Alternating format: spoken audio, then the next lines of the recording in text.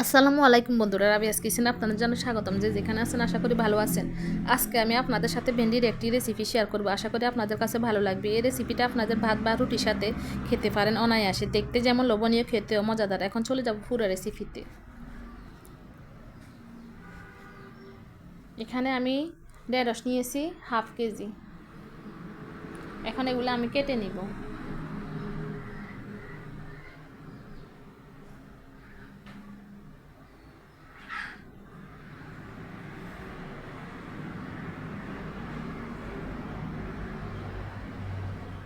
এইভাবে করে আমি সবগুলা কেটে নিয়েছি।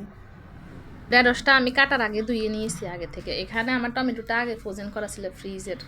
লবণ আর পেঁয়াজ মোটা করে কাটা, কাঁচামরিচ, গোটা জিরা, হলুদ আর এখানে গরম মশলা আছে।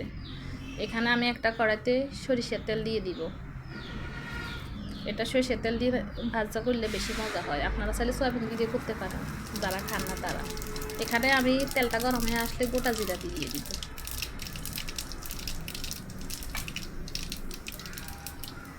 আর এখানে দিয়ে দিব হলুদ হাফ চা চামচ।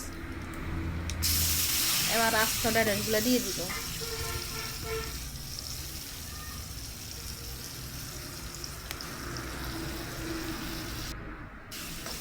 দিয়ে আমি এগুলা কড়াইতে ভালো করে ভেজে নিব।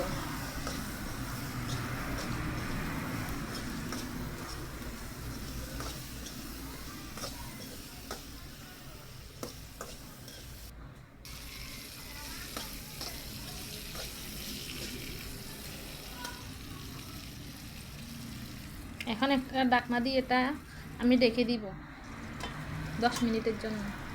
মাঝখানে একটু নেড়ে দিয়েছিলাম। এখন এখানে দিয়ে দিব কাঁচামরিচ আর পেঁয়াজ দিয়ে দিব। যারা টমেটোটা তাজা দিতে চান তারা পেঁয়াজের সাথে টমেটোটা দিয়ে দিবেন। আমার টমেটোটা ফ্রোজেন করার জন্য আমি লাস্টে দিব। ভালো করে নেড়ে নিব।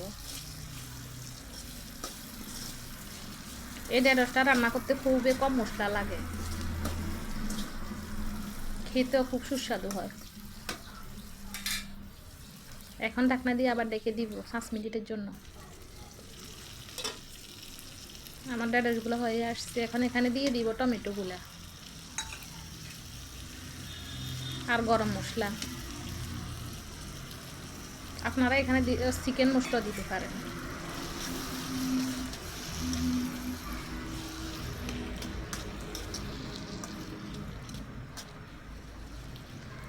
ভালো করে নেড়ে দিব।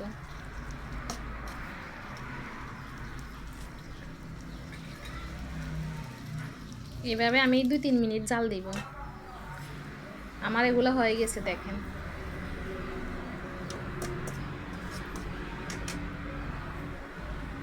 এখন এগুলো আমি নামিয়ে নিব। খুব কম মশলা ঝটপট তৈরি করে ফেললাম। আপনারা নিশ্চয় দেখতে ফেলেন। আশা করি আপনাদের কাছে ভালো লেগেছে। এই রেসিপি দিয়ে আপনার নিমিশে 1 প্লেট ভাত খেয়ে ফেলতে পারবেন। আমার চ্যানেলটি সাবস্ক্রাইব করে দিবেন। আজ পর্যন্ত, আল্লাহ হাফেজ।